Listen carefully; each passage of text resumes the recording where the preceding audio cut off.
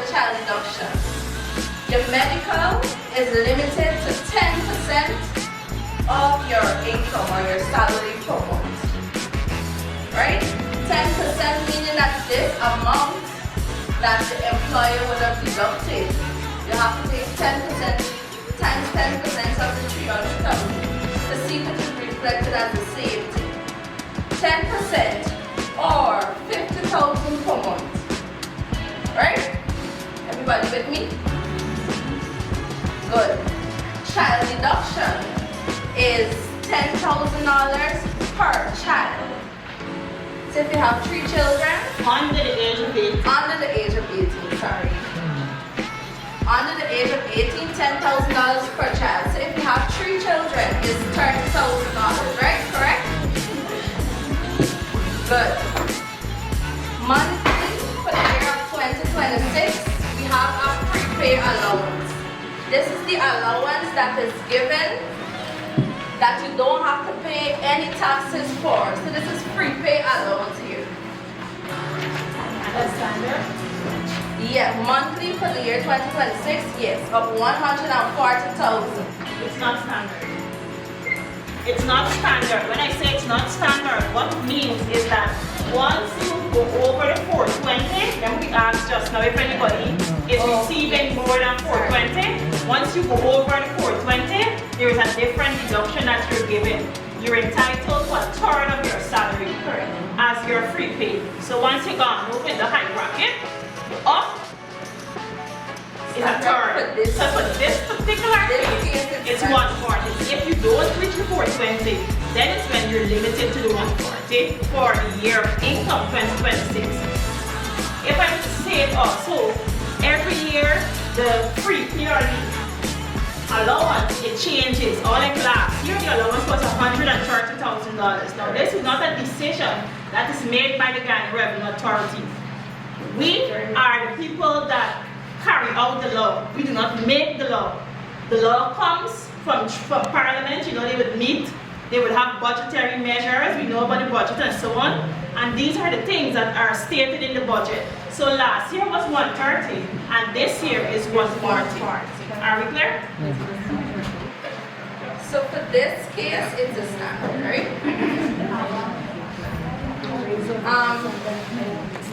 Now, being that we have all this information, we're going into the calculation now, right? The first step, you have your salary. You have your salary and then you have your free pay. You have to find your balance of income. You'll have to take your free pay from your salary, which is the 300,000 minus the 140,000. If you're watching the paper, you'll see that, right? Step 1. This is step 1. If you want, you can take out your calculator and you can work it with me. If you don't have a calculator, you can take it out.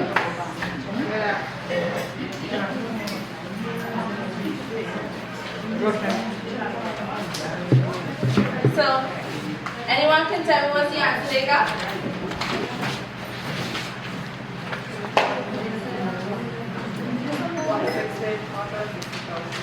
Good, correct.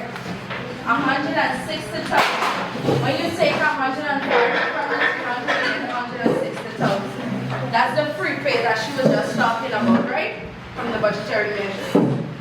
Next, step 2, we're going to find the chargeable income. This is where we take our deductibles, which is your NIS, your medical, and your child deduction. However, like I mentioned, your medical is limited to 10% or $50,000. 10% of your salary or $50,000. Now 10%, because this does not reach the 50,000, you have to look at the 10%.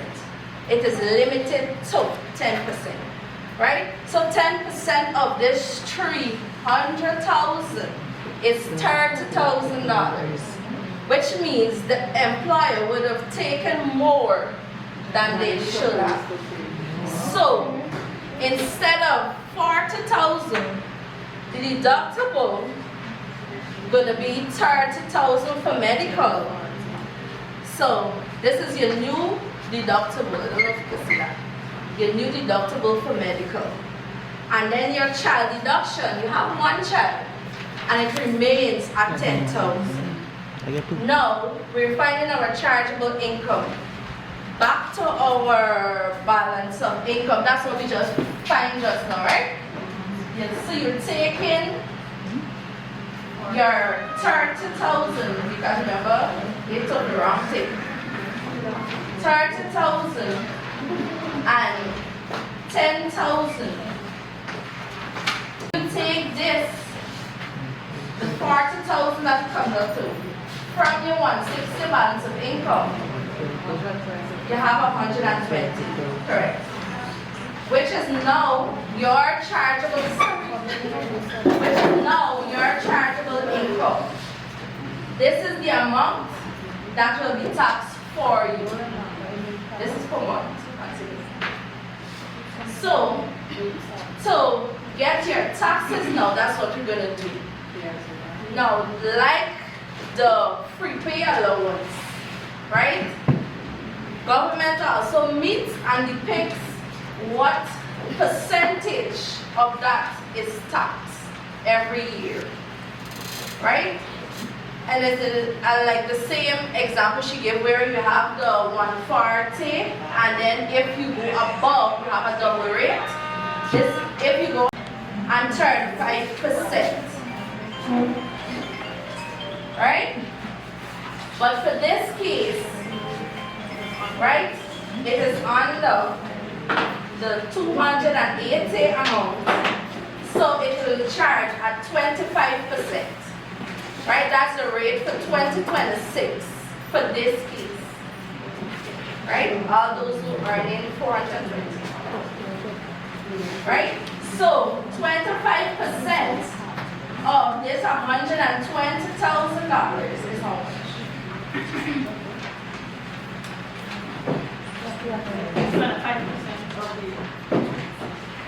Of the 120,000, this is your charge for income. When you don't take your medical allowance, your medical and life insurance, and your child deduction, you get your charge for income.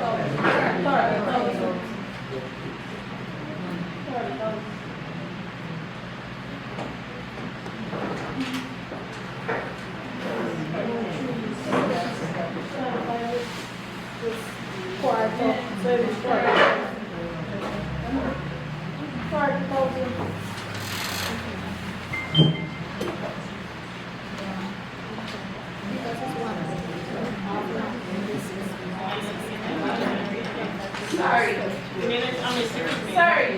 The NIS is not deducted here.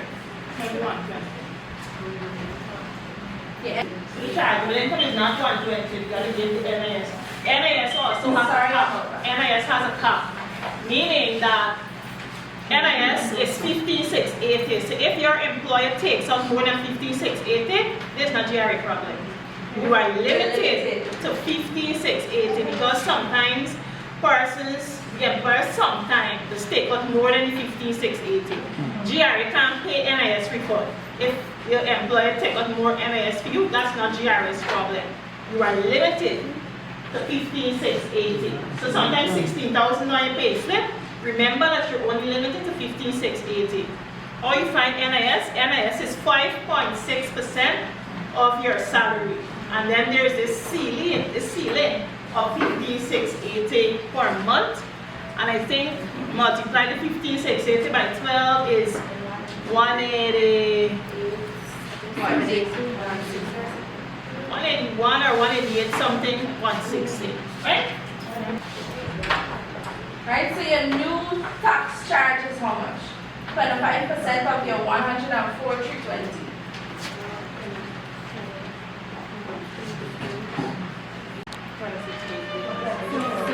26,080.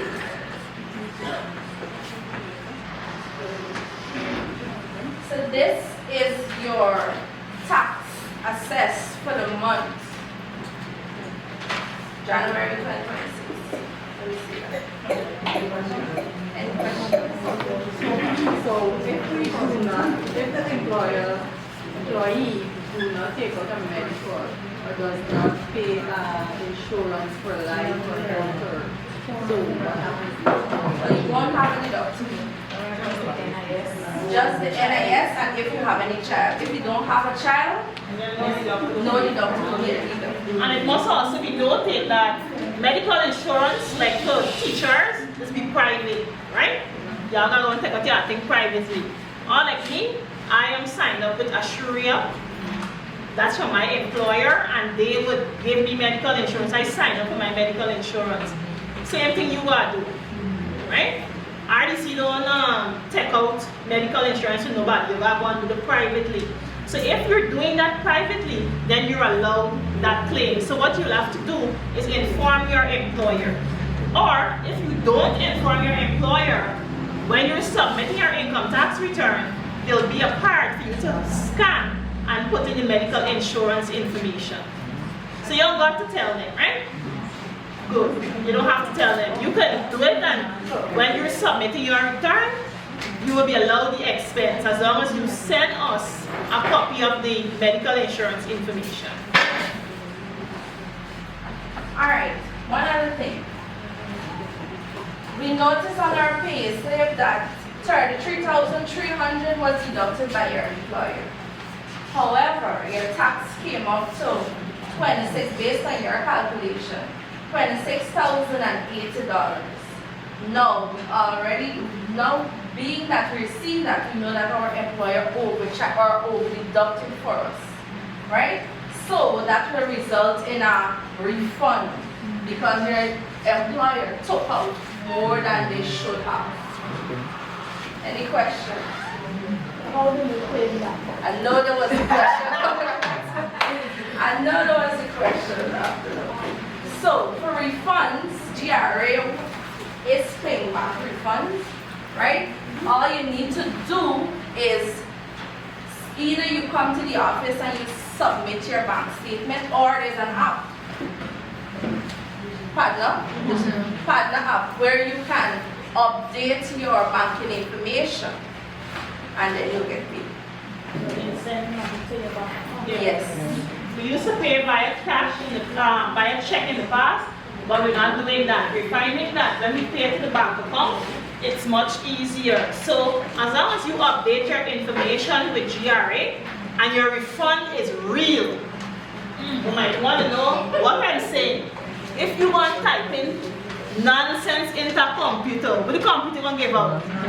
Nonsense, right?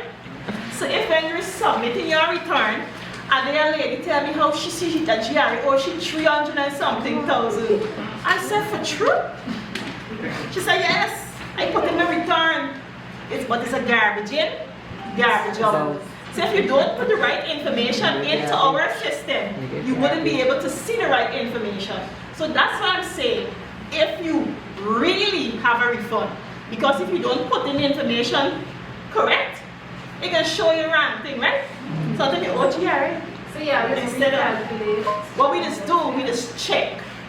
We just check it before we actually make the payment. It has to be verified before we actually make the payment. So now because you see 100 and something, when you join your two figures, so then you multiply the figure by 2.5. So it's a garbage in system, right? So if you put in stupidness, you're going to put out stupidness, right? But we're going to put in stupidness here because we're going to teach you how to put it in correctly, right?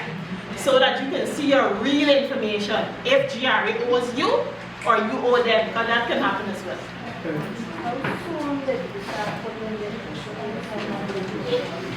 How long it take to get your refund? We started to do that last year. We started to do that last year, where the refund automatically goes to your bank account. We started doing that last year. Right? There's the calculation wrong. And there's how you just owe GRA.